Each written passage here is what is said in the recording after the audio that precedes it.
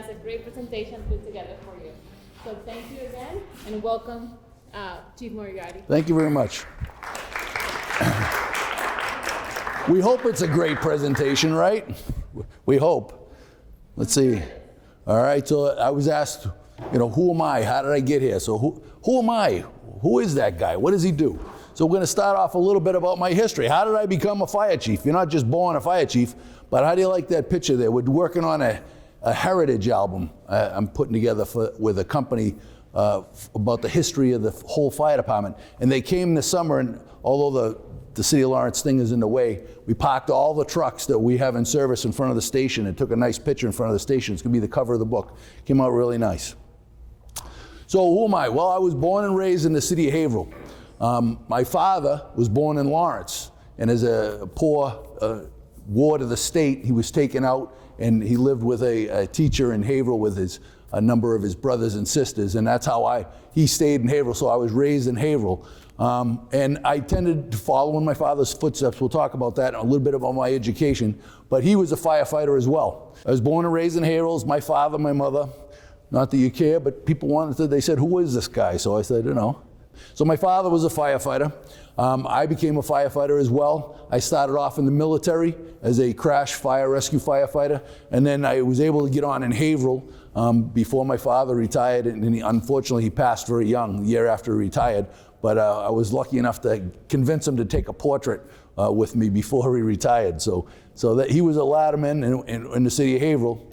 I started off in the military, United States Air Force, spent 5 years there. I was stationed in New Mexico, crash fire rescue. There I went to everything from aircraft and house fires to oil refinery fires. I went to an oil refinery in Artesia, New Mexico with the company Boots and Coots and Red Adair. If you've ever heard of those, John Wayne did a movie about Red Adair. His company was there, so had that experience. Then I spent 3 years in England serving as a crash firefighter there. We did a lot of international air tattoos, crash fire rescue, covering air shows as well as the base. We had the first ground launch cruise missile base. It was a very uneasy place at times to be there. A lot of protests happened, nuclear weapons and all that. So when I got out of the military, I went off to paramedic school. Right off the bat, I used some of my veterans educational money VEEP was the name of the program at the time, and I went to Northeastern University while I also took the civil service exam to get on the fire department. I became a paramedic. I got hired in the fire department in 1987, the same year I got hired here in Lawrence. I actually became a medic in '86, worked a little bit at Leahy Clinic at their non-transport medic truck. We covered 14 towns there. And then in 1987, we started a medic truck out of Lawrence General Hospital. It was called P2, Lawrence General ALS. The call sign was P2, so we always tend to refer it as that. So I started '87 on the Haverhill Fire Department and in Lawrence as a paramedic. So even though I wasn't on the Lawrence Fire Department for many years, I was working in the city. I've been working here since 1987, which was a little step up for me from a regular outside guy, in my opinion, because I knew the city, I knew the firefighters. Some of the guys that are on the job today, most of them in my academy class have retired, but 2 are still on the job that we went to the same academy together. So I became a paramedic. I spent 29 years there. And then in 2015, Dan Rivera put the job out searching for chiefs outside of the city of Lawrence, and I applied, and I was lucky enough to get it. So in 2015, I became the fire chief. It was a long progression really through my career in Haverhill. I was a firefighter, a lieutenant, a captain, and a deputy. Spent 10 years as a deputy chief, so I had all that experience besides the paramedic experience of the 29 years working in the city. And I was lucky enough to be appointed by Dan Rivera. So then I started my career in the city of Lawrence as the fire chief. So what did we have to do? Well, Dan, when I first took over, he gave me a list of things. He wanted things to change. He didn't like the way it was. He didn't get along too well with the union. He wanted some changes. And I had took an evaluation of the department. I came into a department that had gone through some layoffs and tough times. They weren't really taken care of in the past, and I don't mean by the fighters themselves, but firefighters are important, you had to take care of them, but their facilities were down. The stations, we had 2 closed fire stations. Our trucks were 10, 15, 20 years old and really tired, because this is a busy city to fight fires in. We have a lot of fires even still. So part of my overall, my job, overall supervision, I have overall supervision of all fires and emergencies, medical as well, that strike the city. Although I'm not in charge of the ambulance service, if we should have a disaster in MCI, I'm the guy that's going to be in charge, the lead. EMS would be a division of that organization. I'm the emergency management director for the city of Lawrence. So I think you all remember Columbia Gas if you were here. It was a pretty big event for us, and we got national recognition. In fact, this week, I just came back from Alabama, flew back last night. I was lecturing at the State of Alabama Fire Chief Conference, explaining the gas crisis and all the things that we went through, how we struggled with some of the gas people and the contractors that came back. Obviously, the first 4 days, the fires and crisis of that, but the 3-month event to rebuild your homes in the city and all we went through to protect everybody in the trailer parks. And there was quite a bit that went on in those 3 months. I'm sure if anybody was around then, you'll remember how bad it was. So we had that part. So as an emergency management director, I also work with FEMA and MEMA. The last big thing we've had has been COVID. So the last 2 years, we've had an awful lot to do with that. The fire department actually ran at a vaccination site at the Arlington School for a month or so.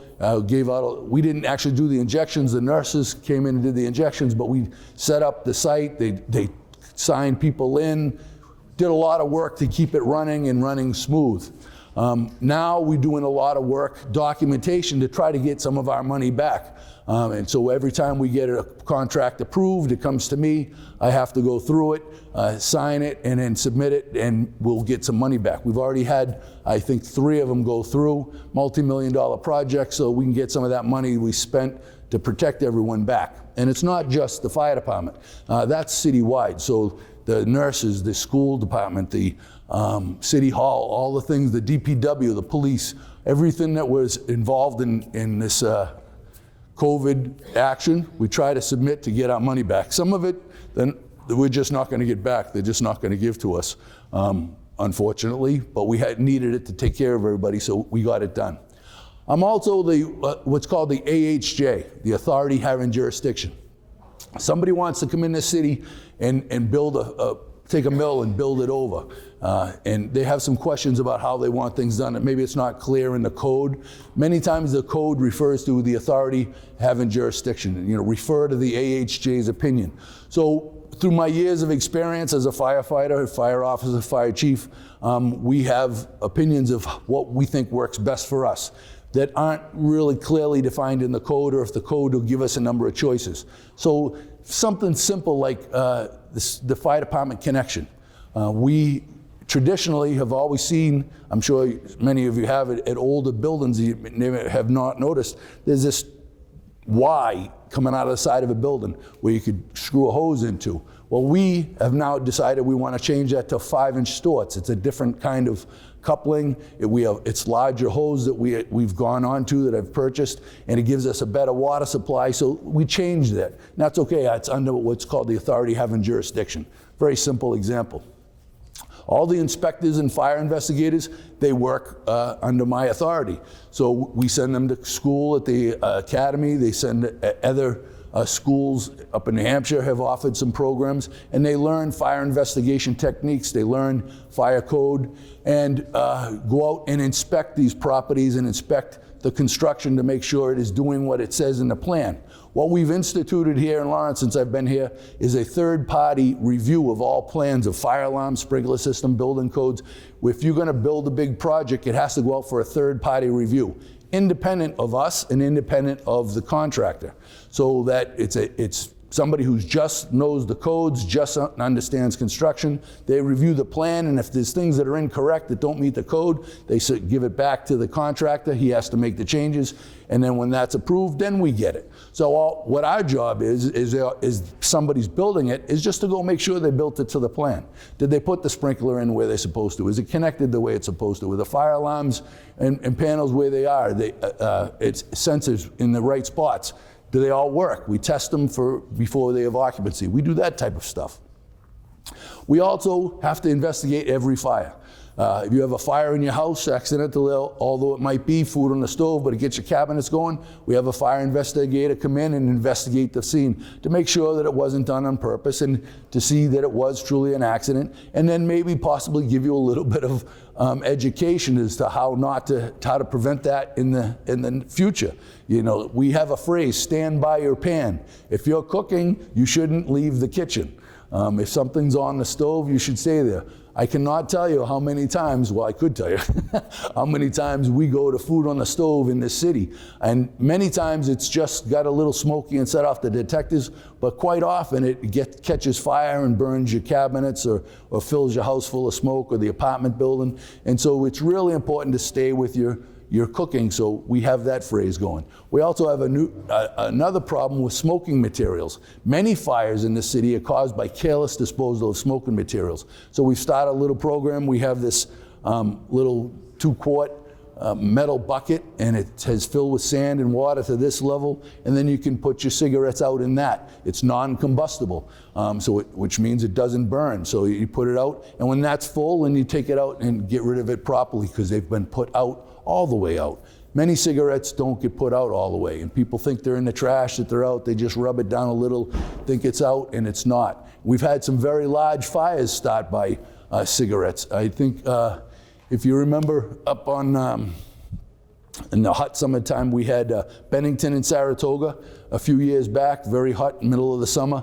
That was started by a cigarette. Just somebody came outside and flicked the cigarette into the ground thinking it was going to go out. It was all wood chips. It started a fire, and it was a very breezy day, and as the breeze goes by the house or goes through the house has actually stopped the wind, so it goes faster through the alleyway, and it fanned that fire, and next thing you know, we had 4 houses burning, and that was within the first 10 minutes. So it's something that's very important. So we also try to conduct safety training. We have safe and senior safe grants, which are safe grants. We go out to the schools, we teach the children at a younger age proper fire protection and take care of not to play with matches, what to do in a fire. And we have senior safe with the elderly in there and some of the projects. And again, that is a big place where we stress not only cooking and fire, but we tell them about trip hazards. We don't want them tripping and falling and fracturing their hip or getting hurt, because we respond to medicals too, and we don't want people to be hurt. We're all about safety, not just fires. Emergency medical service, we have a third party that takes care of EMS in this city. It is Lawrence General Hospital. They have BLS and ALS ambulances now. They do our medical calls, but we respond with them, especially to the ALS type calls. A lot of ALS stands for Advanced Life Support, as opposed to BLS, Basic Life Support. Basic Life Support, maybe you cut your finger, you just don't feel good, and you decided to call to go to the hospital. That would be a Basic Life Support call, and we would not respond to that with a fire truck. But an advanced life support, chest pain, shortness of breath, having a stroke, the overdose, the not breathing, we respond to those type of calls to assist. Sometimes we get there first, sometimes we don't. The police respond to those type of calls as well, because we're all about taking care of the patient, saving the life. So the person who gets there first could actually make that difference. We carry defibrillators, the police carry defibrillators, we both carry Narcan, and so we're not interested in who gets there first. You got to be number one. It's just that we want to do what's best for the patient, so we all respond, work together, and then transport the patient to the hospital. The hospital does. We don't do the transport. So that was a busy slide, wasn't it? So these are some of the other things that I do. We do mutual aid. We receive and provide mutual aid. It would be nice if we could handle all our fires ourselves, but we can't.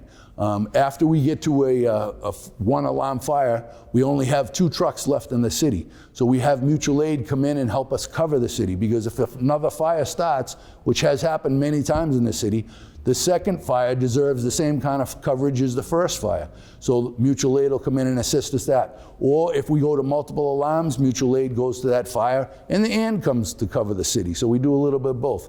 So to repay that, it's called mutual.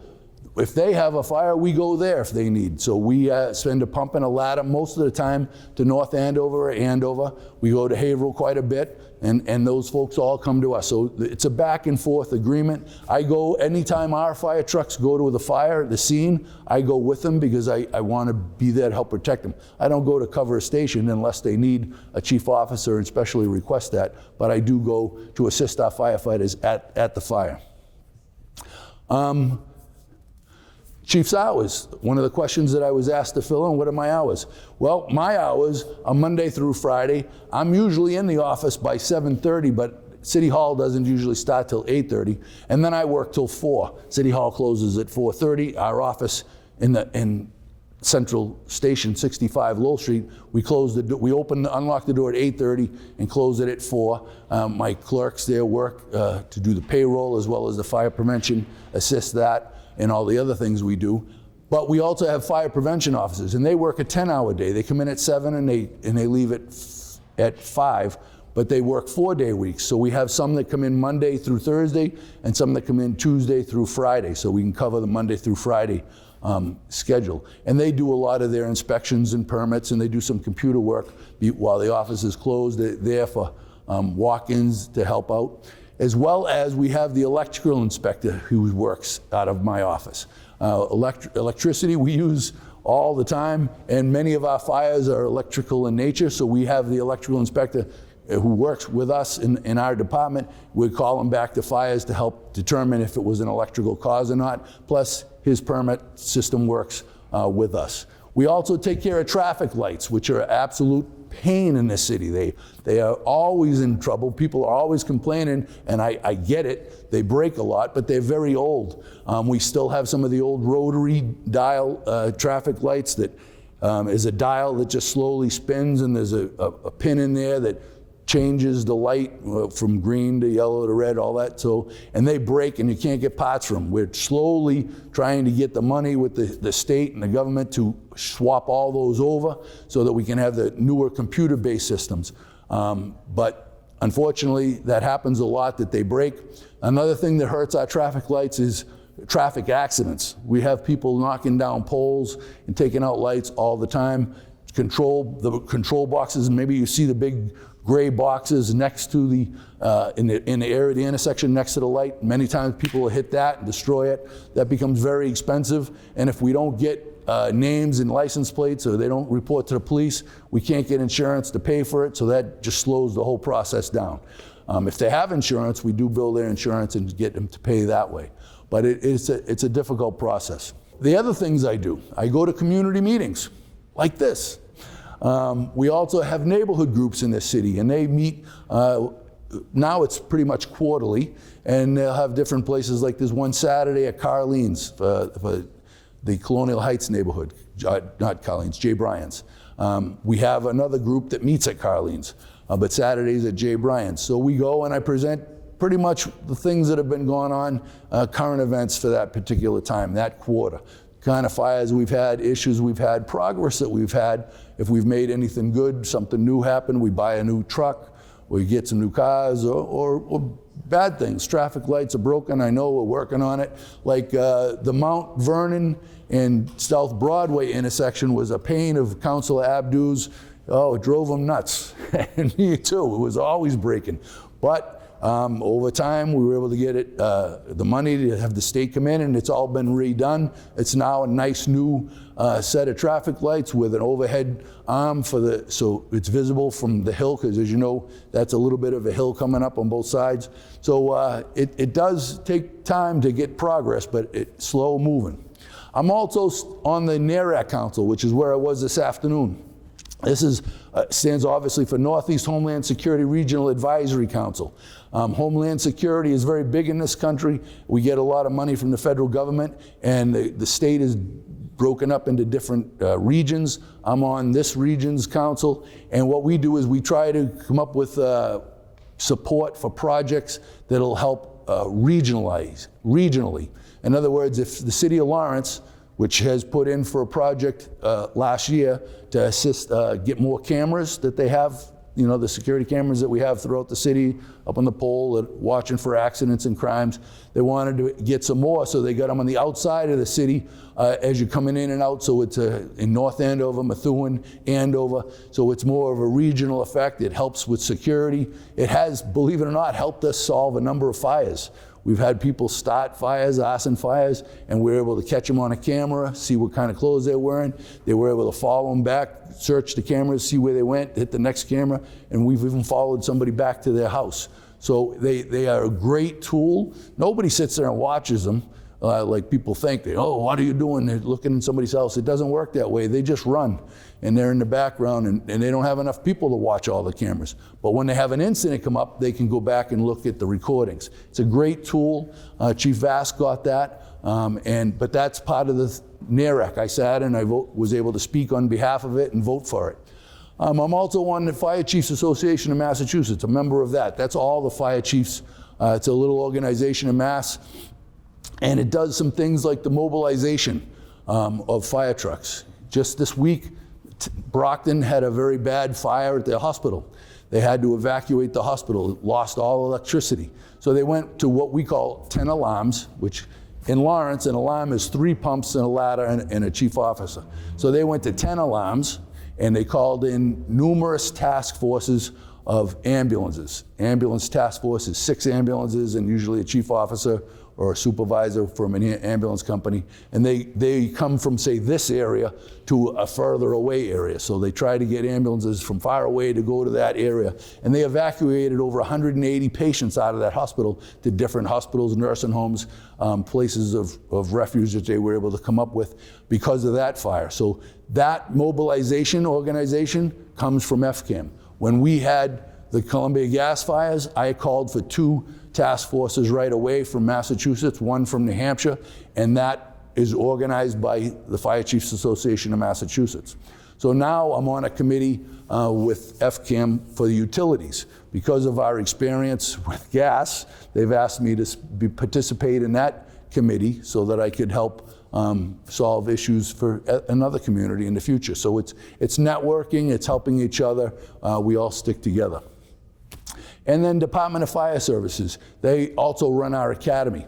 They do much more than that too, because they have a lot of their inspectors, their fire protection engineers that assist fire departments throughout the state and have helped us. During the Columbia gas incident, it's our big example, they came down and were with us when we were working with Columbia Gas when they wanted to put heat in people's homes, electric heaters. We wanted to say, well, you had to go through the electrical inspector, make sure there's a 20 amp breaker dedicated. You had to put in smoke and CO detectors. And we wanted to make sure these space heaters, I don't know why I couldn't remember the word space a second ago, but the space heater is UL or EL certified. And these DFS people helped us discuss that and pick them out with the fire marshal himself, and we did that with Columbia Gas. As well as that's where our academy is. So when we hire new firefighters, they go to the academy for 10 weeks of basic training. And they learn everything from incident command system to pumps and ladders, hose evolutions, ventilation, all the very basics, hazardous material, all the basics of being a firefighter. Then they come back to us and they work for that year with us, learning their craft with their officer on a truck or a pump. Trucks are ladder trucks. We refer to them as trucks sometimes. And an engine company is a pump. That's one that lays the hoses and squirts all the water. And so they'll learn that task. They'll learn how to drive it, learn how to operate it. They have to study their streets. Our guys pretty much know every street when they're going somewhere. They don't have to stop and look at a map. They know where they're going when they leave the station. Then we learn first aid, ice rescue, water rescue, many, many different things. So, and the start of that is at the Fire Academy. So since I've been here, one of the things Dan asked me to do is look at Mayor Rivera asked us to do is look at our assessment. What can we fix? And right away I told him our apparatus needed to be upgraded. So we come up with a plan and we slowly started to replace the apparatus. So since I've been, we run 7 pieces of apparatus every day. There are 4 pumps, 4 engine companies. There's 2 ladder trucks. Then what we have is a squad now. It used to be called a rescue truck. It didn't have hose or water on it at that time. When I replaced it, I upgraded it. I wanted something that would give us another pump if we needed it. And it allowed us to, as I'll talk in a minute, open a fire station. So we have a squad, the 4 pumps, 2 ladders, and 1 deputy chief on duty every day. Then we have a bunch of other little accessory equipment we run, boats, UTVs for brush, going on the rail trail. So these are some of the trucks that we bought. Engine 8 on the left is up at Ames Street. Now Ames Street was a station that was closed when I got here, so I was able to open that. Engine 9 is on Bailey Street. Bailey Street was closed when I got here. They were running out of South Broadway, so we'll show the stations in a minute, but one of the first things I did was open Bailey Street after we got it cleaned up, fixed up a little, did some painting, some work in the interior that had been dilapidated, it had been closed for 4 or 5 years. So what this does is gives us a faster response time to that neighborhood. If you're in a neighborhood and you have a fire station there and it's closed and your house catches fire, they have to come from another neighborhood to get there. So this improved our response time, first truck in, that much faster. And it's very important on medicals. You stop breathing, you try to hold your breath, how long you can do that. And we want a fire truck to get there to be breathing fire before we have brain damage. So it improves response time. So these are 2 of the trucks we bought. These are both what called KMEs, the Kovac manufacturing equipment. They were out of Pennsylvania, and that's where we started at first buying that truck. We also bought ladder 5 on the left. That's out of Central here. That's a KME. That's a 100-foot mid-mount platform. Platform meaning there's a basket in there, it's off to the back in that picture, and it has a 100-foot reach. Now people say, well, we don't have buildings 100 feet tall. It's really not about going high, it's about reach. We have to park in the street, we have to reach out to the building, whether it be in the back or in the top, and try to get to the roof, get access, get to windows. So that was a truck that we purchased. That was actually the second truck we purchased.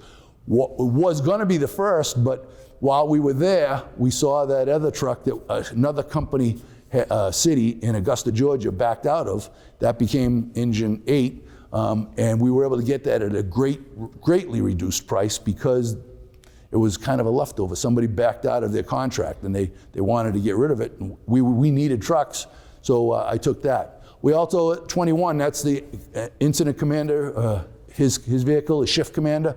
That's a new vehicle we purchased. And those are both at Central, 65 Lowell Street. This is the squad that I talked to you about.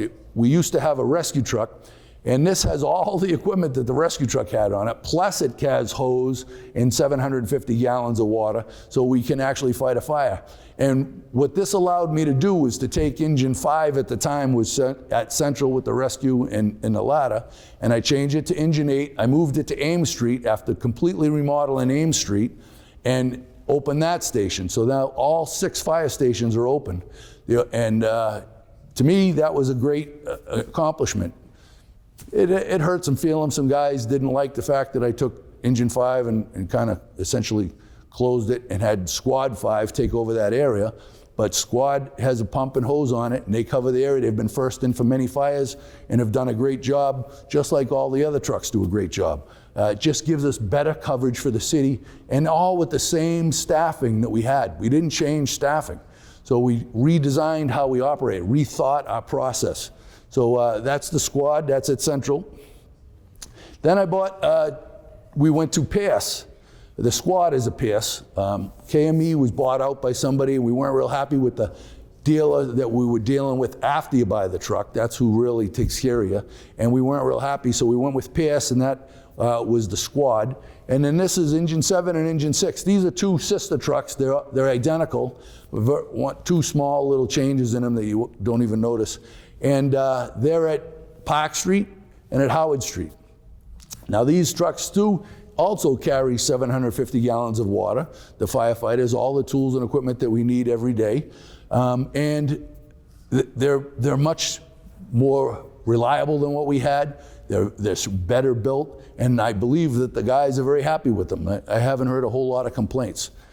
Some of the other things we did is we didn't really have any good boats. We actually had donor boats from somebody who had a fishing boat, didn't want to use it anymore. Somebody else had a rowboat with a motor on it, and they gave it to us.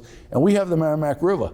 And although it's not a big swimming spot, really, although the boat ramp above is a big boat fishing, and in the summertime, the jet skis like that. But we have a lot of incidents in that river. We have a lot of drownings where people jump off the bridge. We have fishermen down below the dam that get swept away occasionally. So believe it or not, we have a lot of incidents in that river, and we did not have a good river craft. So that first boat on the left is the first boat I got, and I got that from a government surplus, but it was an old Coast Guard boat. So the Coast Guard, what do? They're in boats all the time. So it's a flat bottom, stable boat with an outboard motor. We equipped it with some rescue equipment, some lights and a radio, and that became our first real boat that was designed for rescue. And then after the gas crisis, Dan Rivera allowed me to purchase this trailer on the right, which is a flat bottom rescue boat, which has a dive ladder that folds down on the front. So when we bring the state police or any other dive team, we've had Beverly Dive Team here working with us, we can get a diver in and out of the water much more easy, as well as a victim. And it on a stackable trailer with a 18-foot inflatable and another outboard. So there's really two boats there, as you can see, for the price of one on one trailer. So we've increased our ability dramatically. So that's 3 good boats, and we still have a small little inflatable that we have at Central that we can take to small areas where we'd have to carry it down an embankment with a little outboard motor, and it allows us to get in the river at different spots. We wanted to improve the response times. As I mentioned, I opened these 2 stations. So this is Bailey Street on the left. That's the first station we opened with myself there and Dan Rivera, Mayor Rivera, and that's the union president behind me. The first station we opened, and on the right is Ames Street. We opened that station, and I am quite happy with that. I think it has made a great difference in our response times. Both Bailey Street and Ames Street have been first due at a number of fires. And what that means, as a phrase first due, is they're the first fire truck to get there. And they got there first because they're that much closer now. So we still send other trucks to assist and back us up, but that has made a big difference, especially if you're the one who's stuck in that fire. In fact, 2 firefighters on Engine 8 were involved in a house fire here on White Street this past summer. And I've put them in, and we're going to be celebrating their recognition in the Exchange Club Firefighter of the Year program. They found an elderly female on the 2nd floor. They were crawling on their hands and knees because the smoke was so thick, and they found her standing up in the smoke, a little old lady. They brought her to an area of refuge. I believe they certainly helped save her, if not her life, from serious injury. They got her out on the porch breathing real air, clear air, and until the fire was cleared. As the guys were knocking down the fire on the 1st floor, they were able to ventilate, and we carried it down on a stair chair this summer. So I put them in for an award. So they'll be awarded later, actually March 1st. I just got told today. So facility, our equipment needed some repair. We didn't have good facilities. Would you believe our fire stations didn't have all of them didn't have emergency generators when I started. So if the power went out, which does quite often, we couldn't open the doors until we disconnected them and then had to manually lift them. So we now have an emergency generator at every fire station. We also have extractor. That thing on the left looks like a big washing machine. It's exactly what it is. It's a commercial washing machine. We call it an extractor. I'm sure if you've seen anything about the fire service in the last 2 years or so, you've seen a lot about carcinogen and cancers and firefighters getting cancer. Unfortunately, we've lost firefighters in the city of Lawrence to cancer. I have a firefighter currently battling cancer right now. So it's very dangerous. The carcinogens from the fires that we go in get in our gear. And for years, it used to be thought, oh, my gear looks tough, it's beat up, that's the badge of honor. Well, that thought process we try to get rid of. We don't want the young guys thinking that way at all. We're trying to change the old guys' thought process. And after every fire, we wash our gear. Everybody has 2 sets of gear so that, because not every fire is quick and easy, and you never know how many you're going to get in one shift. So while your gear is in the machine being washed, you have a second set that you can wear that is already clean. It's a commercial washing machine. It's heavy duty because our gear is heavy and not like you'd put your regular clothes in at home, and we wouldn't put our gear in a washing machine at home.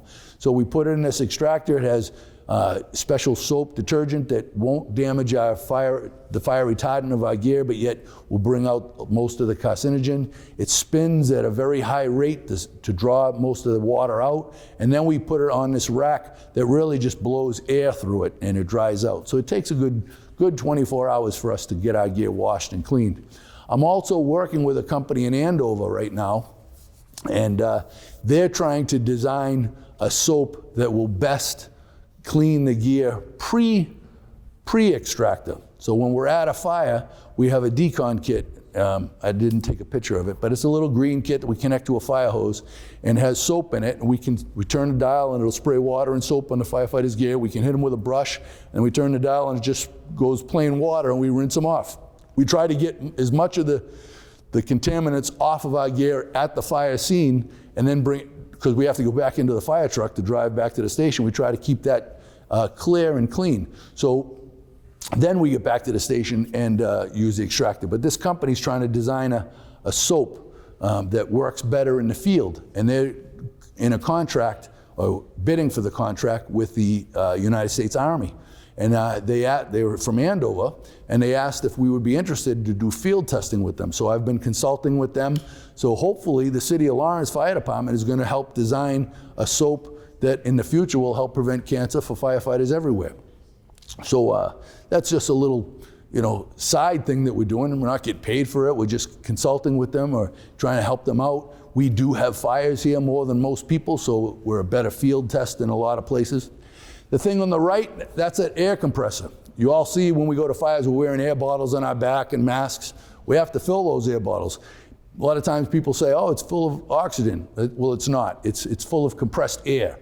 And this is the machine that takes the air, puts it through filters, compresses it into big bottles. Then we open that drawer. It says 1, 2, 3 there.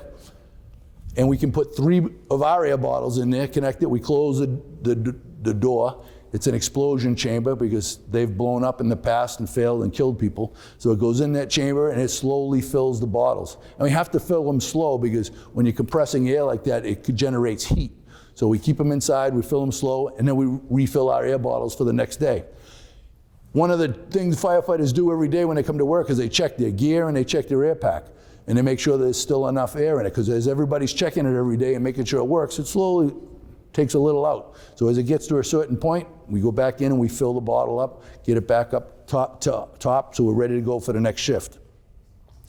We also have had some issues with our stations. Central has a new floor on the right. We have 100%, the staging on the left is not Central. We'll talk about that in a minute, but just like that, Central, underneath, we lost our whole basement storage. It's all 100% staging. Our floor was cracked, it was falling apart. Back when they built it in the 60s, they really didn't do a good job. They didn't put the rebar down deep enough. They didn't seal the concrete from water. So as water get in there, it rusted, it caused the concrete to crack and spall. And I actually had a firefighter fall and trip over the cracked floor and damage his knee. He was out for months. So we were able to get a company to come in. One, the floor is 100% staged now because we had it tested for strength, and they called me and said, Chief, get the trucks out of the station now. They can't park in there. So they condemned the floor. We had to bring the stations out. We had to get an emergency contract and get in and support the floor so we could drive the trucks back on the floor. They were afraid it would actually collapse. So then we had another company come in, and we took 2 inches off of the floor. They put new rebar down and screen, and they re-poured a nice smooth floor. And I had it sealed with a colored texture, which is that red, because I happen to think concrete's ugly.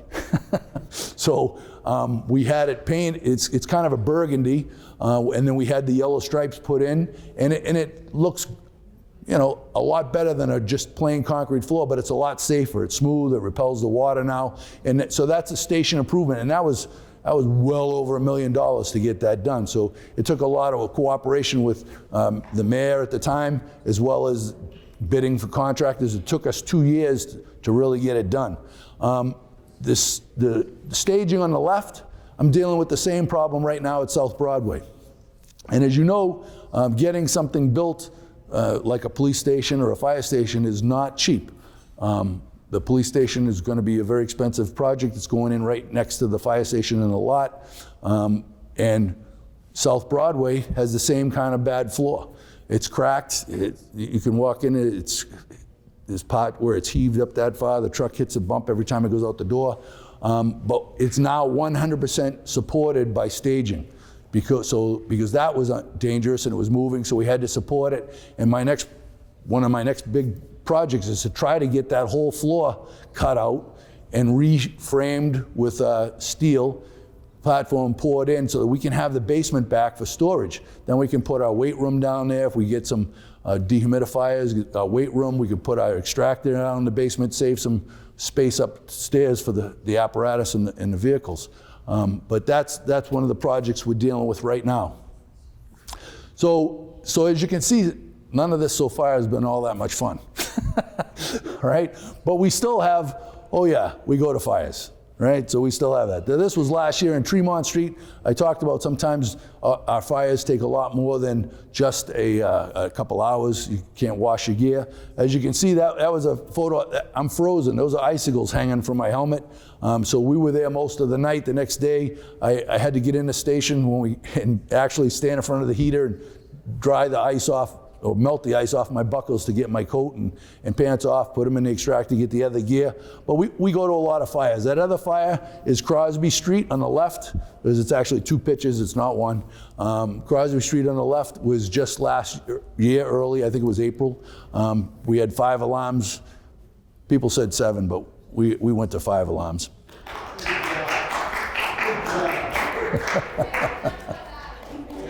I guess that's your neighborhood, huh?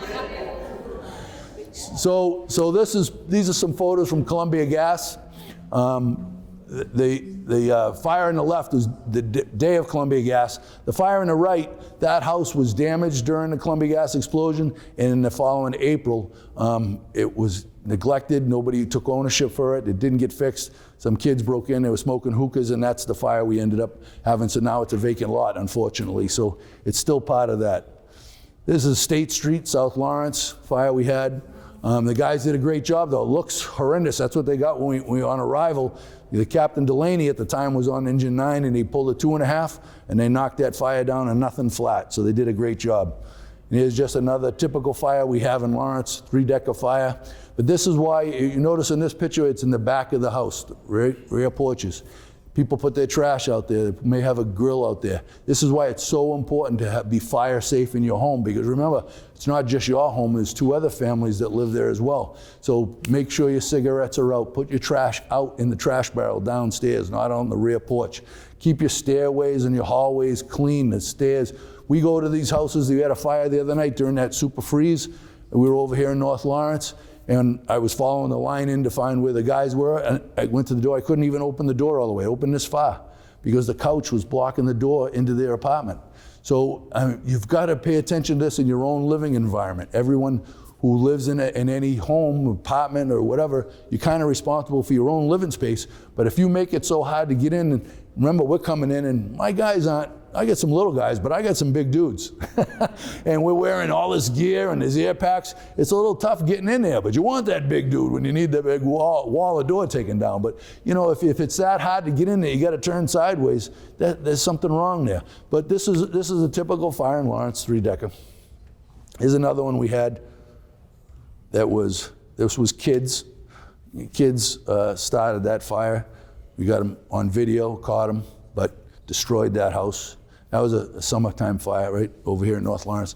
And we also do rescues. This is an auto accident we had over near the Frost School. A contractor was coming down the hill loaded with bricks and sand. I don't know whether he lost his brakes or wasn't paying attention, right into a tree. The guys did a great job extricating him, and he survived, and his injuries turned out not to be as bad or gruesome as we thought they were going to be. But it took us a good 45 minutes to get him out. We had 2 sets of jaws operating. So we also do public education. This is my fire prevention crew at the time. We have our open house once a year.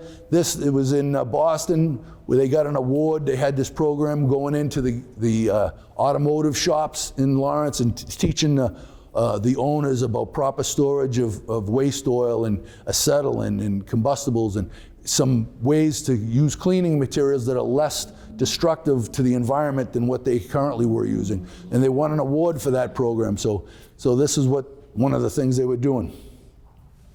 So then I was asked the last minute to talk about permits. So I'm going to talk briefly about it. You're not going to learn everything, but this is going to tell you where to go. So we use a software called Citizen Serve, all right? And I'm going to talk to you how to navigate it here in a second. But when you go to the city's web page, you'll scroll down to the portal, you'll see a fire extinguisher. I'm going to show you that in a second. Or a light bulb or a wisp of smoke, and that's going to tell you where to go. You have to create an account if you don't already have one, your own password, and then you just navigate to the permit that you want and you fill it out. If you were going for a CO or a smoke permit, say you were selling your house, you needed to have that inspection, you fill out the permit request, you pay the bill, it gets sent by online to my fire prevention guys, and then he's going to call you or email you back with an appointment probably in a couple of days. But that permit is good for 90 days. So don't wait till the last minute, we're closing tomorrow, let's do the permit. Do it 2 months in advance so that we have plenty of time, because we're scheduled out at least 2 weeks on our inspections. So we do anybody who wants to do welding or cutting in the city, they need what we call a hot works permit. That's done on there. Fire alarms and sprinkler alarms, when they want to work on their system, they call in and they do a permit. And all licenses are all done that way. Anybody who has a bar or restaurant, they get their inspections as a license. That gets done on Citizen Serve as well. Those licenses are usually good for a year. So this is the fire extinguisher icon that you'd see if you were on the computer. This is where you go for your license registration and renewals for fire permits. Electrical inspector has a light bulb, all right, because he's on the same portal we are. So is the inspectional services in City Hall.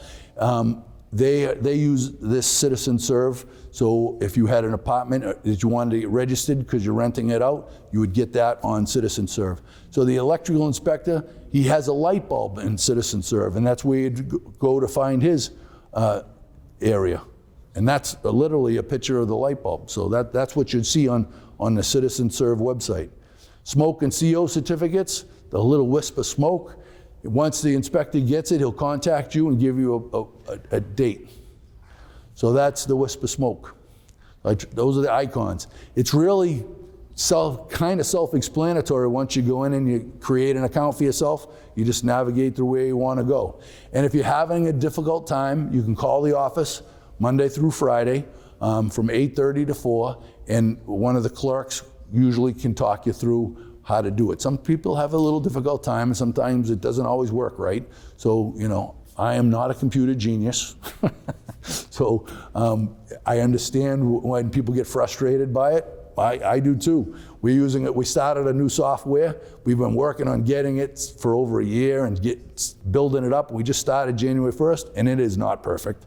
And we're trying to make it perfect and trying to get it to do what it's supposed to do, because now this one software for us, not the civilians, not you guys, but for us, we'll do all our hiring, our shift rosters, our fire reports, our fire inspections when we go somewhere, pre-fire plans. It takes care of our apparatus. It'll do all our detail hiring, and it all does it in one software. So we're trying to get there. It just isn't as smooth as we want it to be. But it's always a work in progress, right? Yeah, if you're not working on something, you're not doing anything. So, other thing we do is we train other people who aren't as lucky as us. We've had a number of groups of firefighters come from the Dominican and Puerto Rico and have gotten some training with us. Here we had a car, that's the old rescue truck that I was talking about before. That was destroyed in a car accident.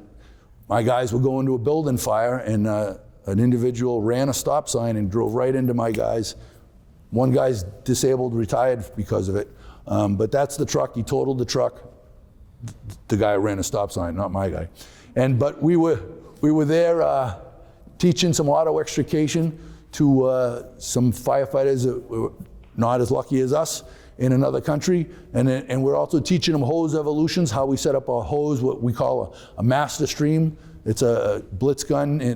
Dan is sitting on the blitz gun holding it in place. So it's kind of a passive thing. When we're outside, it's great for the news people. Firefighters are squirting water in the windows and there's flames everywhere. But with us, it's kind of like, wow, we lost this one.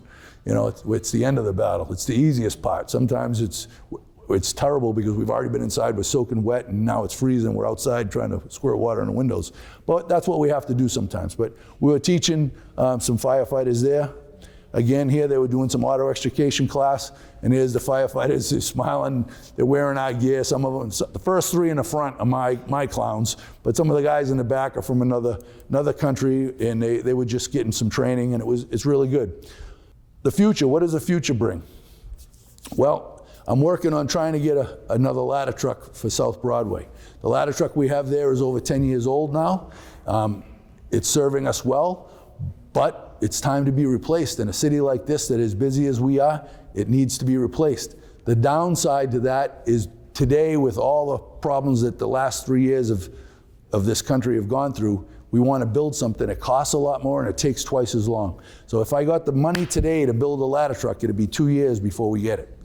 So we've been putting in for grants. We weren't lucky enough to get one last year, and I'm trying to get what we call a quint for that station. So it's a ladder truck that has hose and a pump on it, so we can do everything. So that's one of the things we're working on. And if I can't get the grant, which we're going to try, I'm also going to try to hit up the administration, put it in a capital improvement plan, because we need to think about replacing these apparatus before they're non-functional. Our backup ladder truck right now is 26 years old. 26 years old. That's technically an antique vehicle. 20 years old, they used to call them antiques when you were a kid, right? So that is serving us well, but it's time to be put away. That truck needs to go away. So that's something we're working on. And this is just pictures of a truck being built. This is actually the Ladder 5 that we have now being built. Recruitment of our new generation of firefighters. Right now I have 4 openings. I just got told this morning one of my lieutenants is retiring in April. I'm going to have 5. It takes forever, it seems like, to get the process rolling. We've just done some interviews. I'm trying to wait for the mayor to just pick who he's going to hire, get those people started, and then I have to get a spot in the academy for them. So what I want to do is I want to get a bunch of them approved and then send 5 names in. And when I get an academy date, because you have to have a name to get a slot in the academy, and it's usually 5 or 6 months out, then I'm going to tell them they start in 5 months, they start in 6 months, whenever that date is. I'll start them a month before so we can get them through, the basics, get their uniforms, get the payroll, all the things that they need to get done, some basic training and first aid and CPR before they go. But to try to, one, save the city some money of not spending money on somebody that we can't really use, and get the most bang for our buck out of their year of training. So that's something we're trying to do. And I'm trying to get enough guys cleared through the process so that the next time somebody retires, and I have some on the horizon that they may not, it's their option, but I want to have somebody ready to hit that slot as soon as we can and not go through a long drawn out process. So these are some of our young firefighters that have been on a while now, but when you go to the academy, you pose with your group, your class, and then your city. The guys, if you're more than one from a city, you take a group picture. So that's what we've done there. So I know I've bored you quite a bit. I've tried not to. I've tried to be the entertaining guy that I think I am. And my wife says, Brian, you're not that funny. But I say, but I am, Kim. I am open to any kind of questions you might have. But that's pretty much all I had for you. I hope I taught you a little bit about the fire department. We are here 24/7, 365. I did tell you about my schedule, and now that I say the 24/7, 365, the one thing I left out is the fire trucks. We work a 4-platoon system. They work 24 hours on, 24 hours off, 24 hours on, and then they're off for 5 days. So it works on an 8-week cycle. So if they worked Monday this week, off Tuesday, worked Wednesday, then they'd be off of 5. Next week they come in, they work Tuesday, they're off Wednesday, they work Thursday. So it pushes forward a day. So our schedule is really based on an 8-week cycle. And it averages 42 hours a week. So a firefighter's regular schedule is 42 hours a week. And then we do a lot of overtime because People are sick, people get injured, people are on vacation. I have one guy in the military now who's been deployed for over a year. We have vacancies, and we do details. Hot work requires a detail. If you have a building with a fire alarm or a sprinkler system and that should break, you get a detail to get it fixed. Until you get it fixed. We give you 4 hours, get somebody out here to get it fixed, and you're good to go. If not, you get a detail, because if you live in an apartment building and your fire alarm system's not working and you go to bed at night, who's going to wake you up if you have a fire? So we put a detail there. It does that, protects the occupants, but also a detail's not cheap. And I don't like details, but when a detail is expensive, it's kind of a stimulus for the building owner to get that system fixed right away and not goof off on it. So it's kind of a catch-22. It's gonna, if you don't get it fixed, you're gonna be a detail. It's gonna cost you more than it will be not to have it fixed, so than it would be to get it fixed. So I think I've gotten everything, unless anybody has any questions.